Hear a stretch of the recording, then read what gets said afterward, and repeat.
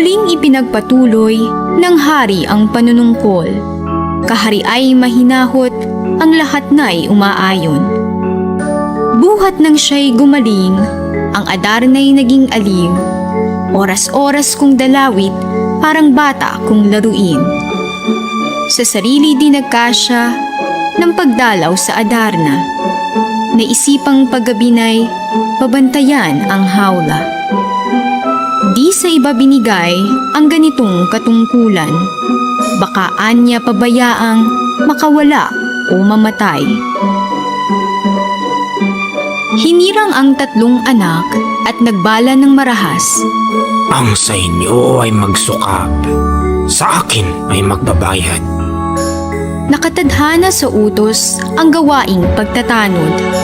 Ang tatlo ay sunod-sunod sa magdamag walang tulog. Tatlong hati sa magdamag, bawat isa'y 3 oras.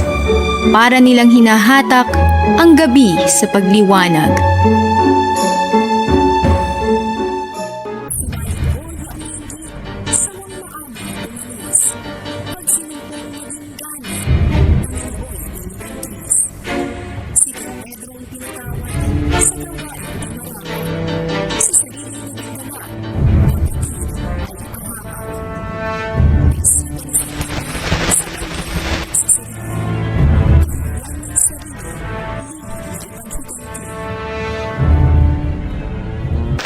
Bago mitak ang umaga, si Don Y umalis na.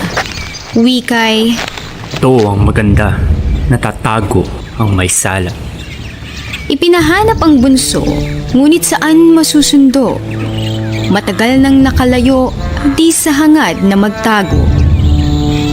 Umalis na ang dalawa, nagmamagaling sa ama. Ang pangako'y pag nakita, iuuwit ng magdusa. At tunay ngang nagtagumpay ang tiyagang pinuhunan. Nakita rin si Don Juan sa Armeniang kabundukan.